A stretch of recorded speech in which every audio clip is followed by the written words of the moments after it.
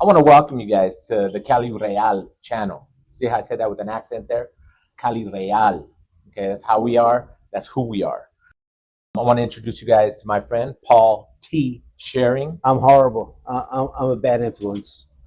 Quite possibly. Yes. But nonetheless, we are here to get to know my man, Paul. More so because he is a very important person to this entire effort.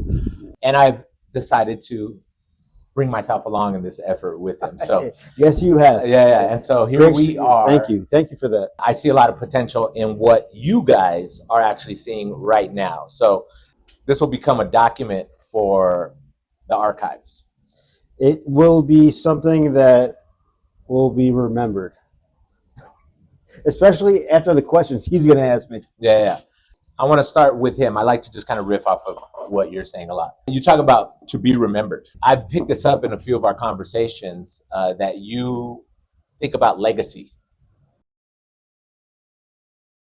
You know what's funny? Like when I heard Mike Tyson actually talk like recently, he said, "Fuck legacy." He said, "Fuck all that shit." And he talked. He told like a little girl that that wasn't proper. I love Mount Rushmore. I love the whole kind of what did you do for your family? How did you improve a life? What did you mean by Mount Rushmore? Is that the idea of like in your life, these people will always be remembered? Yeah. Is that what you mean? You want that in your family. Who cares about everyone else? Who cares? In your family. As long as you are the Mount Rushmore in your family, that's all that matters. Right.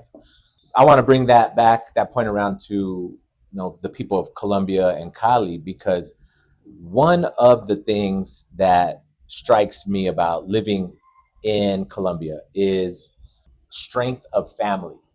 Family is everything here in Colombia. Why do you think, I know your background a little bit, but share with them why you think family is so important. It's the most important thing in life. We are here to create and to make God's planet more prosperous. Family is just the most important thing. Even as like a little baby, I was abandoned on the street. And my first family didn't believe in me and didn't want me and rejected me. So what? I got a second chance and I got another family. And even though that family isn't perfect, it still brought me up the way the way I am, and I'm very proud of that. Right. I think that the more beauty and the more children we bring into this world, the better. And so for you, that family element is how you will create your legacy. That's a big responsibility. Every day you wake up and you try to achieve that. It's not like a 3-month goal, a 6-month goal. Right. Every day you fucking wake up and you actually just try to achieve that. So I have a question for you. What the fuck are you doing here? Why are you here? Out of all the places in the world, I mean, you could be in Dubai, you can be in freaking anywhere in America. Why are you here? I'm in Colombia. Yeah. I think I gotta go back, because first of all, it's like I would not be in Dubai. I would not be in most parts of America, to be honest. I think Utah. You talk too much. No, I think I came to Colombia because I was looking to fill a void that I felt in myself. And it's a multi-void. That's how empty I was. That it was a multi-void. I had areas of my life where I felt incomplete, and I'll be specific. I couldn't speak Spanish very well. Yo, está bien. I didn't necessarily identify with the Latino experience Really? as it is, as it comes to life in Mexico and the United States, especially California, where I'm from. So I didn't feel I felt more like a California kid, an American kid. Like a white boy. Like I didn't feel like a white boy. I never felt like a white boy. So I felt that void of sort of something to identify myself with, a Latin identity. Felt like, and that's to say, I felt like it was necessary to feel that way. I mean, I look at my fucking exterior. He's a solid man. Exterior, this dude is fucking solid. I wouldn't want to fight him. I mean, there's people who think I'm Samoan and Hawaiian, and I've gotten even Moroccan when I worked at a French restaurant. But I can see you Moroccan. With this outward appearance, I felt like I needed to fill some sort of void of getting to see what a Latino experience was. And I'm still like, just learning this life experience that goes on in South America, but that plays a role in it. And then also the last void, and I think you were touching on this with family, is like, I didn't see a very big opportunity for me to find a life partner in the United States. Yes. And then little things that were just like, maybe inconveniences about the United States. But those were the things, me personally, I was seeking out and coming to Colombia. So why do you love this now? The simple answer is I found them. I found them.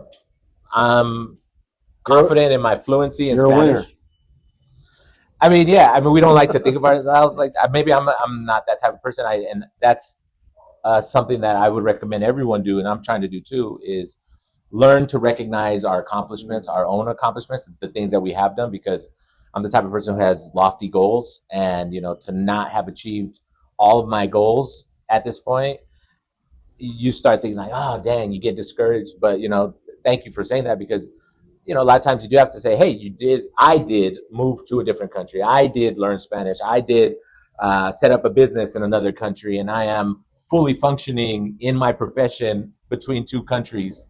So there are things that I have accomplished, and my simple answer, I continue to stay here in Colombia because it keeps those things full. It keeps those voids full for me, So basically, the cup was empty, and you filled it. Yeah, and so that's why I stay here. Yeah. Now let's switch back to talking about your experiences here, because what was the jump? Because I'll let you guys know, Paul here is from New York. What was the jump that you made from New York to Colombia? What was the reason for that? Because it's a big jump. New York is like a melting pot. Colombia is like not so much. It's all Colombian. Yes, Colombia. So like, why did you make the leap from New York to Colombia? It's a far leap. Man, it's a long story in a very short kind of sentence. I had major surgery. I had 12 inches of my intestines removed during COVID. Shit, I thought he was going to go somewhere else with that. No, I'm telling you, it's Real. Yeah, Cali Real. So I went under surgery, 8-hour surgery, 8 doctors, 4-month time of recovery. I spent 2 months of it looking at the ceiling because I was healing. And I just needed a vacation. And my friend, he said, after all your suffering, after everything, let's go somewhere. And this was totally during COVID. And let's go somewhere. He's like, you need to fucking go somewhere. Right. So we're like, were you at that point when he proposes to you? Were you able to do it? Yeah. No, because I've had buddies of mine that have had serious accidents, and you want to I've had buddies of mine that have had serious accidents on the vacation. My doctor, he told me that it will take you at least a year to run a mile. And after 2 months, my goal was to run a mile. And instead I ran 2. I just wanted to prove that doctor wrong. And I wanted to achieve the goal. And so my friend, he said, let's go somewhere. Open the book. At that time, it was Thailand and Colombia Open. So yeah, we came here, and the minute, literally, my foot touched down here, I felt safe. Huh. I felt like I belonged. Right. And every single moment since then, this country and the people here have made me feel like I belong. From the moment your foot hit the ground. Yeah. What do you mean by that? It was like a drawing. It was like just, bam, you belong here. Something you felt physically? Physically, spiritually, mentally. You know, the only reason I'm touching on this because I felt something very similar. I just physically feel better here. I've tried to put my finger on it. The best things I've come up with are the flow of water through this city. Uranium. Uranium? I don't know. I don't know. No, but the fact that this city has 7 rivers that flow through this city. I live next to one of them. I come down the hill from my house, I'm along another one of them. When I walk along the river, honestly, it just recharges me. Yeah. It calms me down. Yeah. It makes my body feel better. And that's what I was just saying, you know, like when it hits you spiritually, yeah, it has an effect physically as well. You know? I agree.